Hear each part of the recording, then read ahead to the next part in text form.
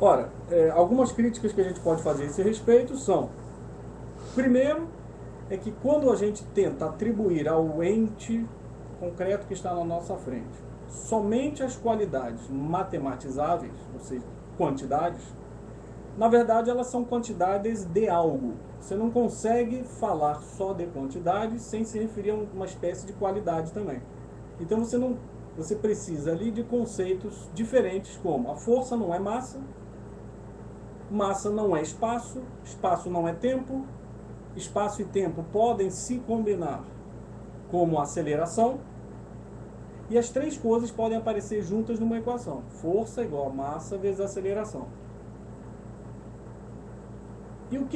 E aquelas qualidades sensíveis do objeto são todas retiradas dele e passam a fazer parte do mundo puramente subjetivo nosso. Bom, é claro que uma vez que você matematiza, a matemática segue um fluxo absolutamente inexorável. O problema é que quando você crê que ainda está falando do gato na sua frente, isso deixou de ser verdade. Você não está mais falando do gato, mas de algumas qualidades dele. Só aquelas que podem ser transformadas em números. Mas não números puros, porque você ainda precisa de qualidades diferentes, conceitos diferentes, ainda aí. E por outro lado, não é verdadeiro dizer que essas qualidades, que eles chamavam primárias e objetivas, não dependessem já de uma interação com o observador, porque afinal de contas medir é feito por alguém. Alguém tem que botar numa balança, alguém tem que esticar uma trena e alguém tem que contar as unidades, o número de entes. Ora, muito bem, mas se você reduzir um gato, uma planta e uma porcelana aos seus aspectos de 3 quilogramas, não vai ser sob esse aspecto, sob esse aspecto que eles vão diferir. Você já disse, você reduziu as três coisas flagrantemente diferentes na sua frente a sua qualidade matemática de 3 quilogramas. Bom, aí eles não diferem mesmo. Então, num nível muito comentado hoje em dia, se diz que o homem e o macaco são 99% geneticamente iguais. Então, daí que o macaco, cadê os direitos humanos do macaco?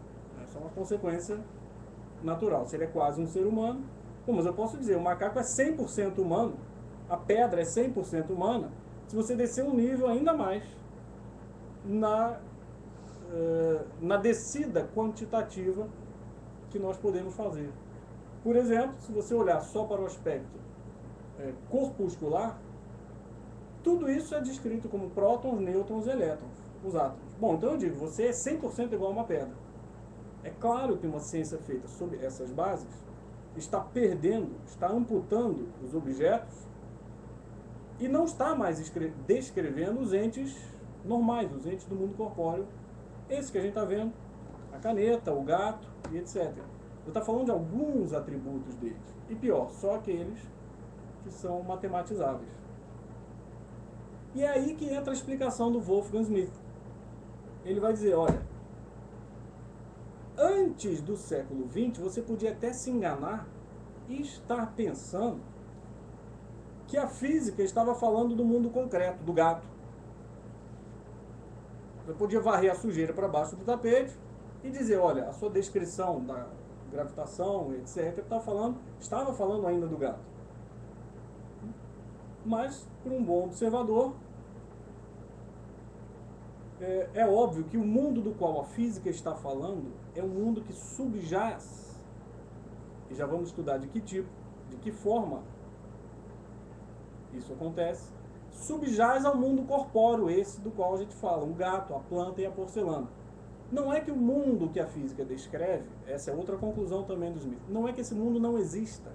Existe, mas tem uma forma de existência mais precária. Quem lê um pouquinho de Aristóteles, São Tomás de Aquino, já está reconhecendo aí os conceitos de ato e potência. A potência é um mundo, digamos, onde as coisas podem vir a ocorrer, mas que precisam ser atualizadas de cima, ser informadas. De uma certa forma, você pode pensar nos conceitos de forma e matéria. Então a matéria seria um mundo absolutamente indistinto, indiferenciado, uma pasta homogênea, que é tudo igual para tudo que é lado. Esse é o conceito de matéria-prima, mais ou menos explicado, que em si não tem explicação de nada e nem é nada.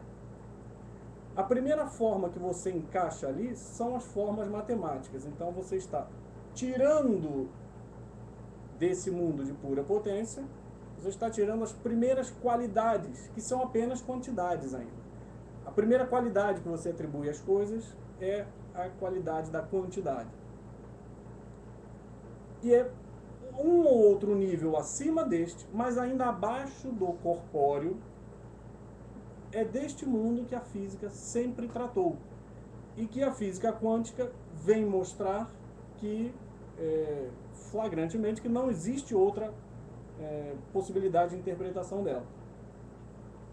Ora, mas voltando um pouquinho atrás, se você acredita que você pode reduzir todos os entes a quantidades, aos seus aspectos matematizáveis, bom, o reino da quantidade é o reino por excelência em que o todo é a soma das partes. 5 é 2 mais 3. Agora, não sei, um gato certamente não é a soma dos seus átomos. Um casal não é a soma de um homem com uma mulher. É mais do que isso. E é mais do que isso que não pode ser descoberto pela interação vindo debaixo da potência pura. Você precisa informar isto de cima. É uma forma que não pode vir, como um jargão físico ou até de outras ciências modernamente tem querido chamar, de propriedades emergentes. É o que o René Guénon chama querer tirar o mais a partir do menos por baixo. Não tem jeito de você fazer isso.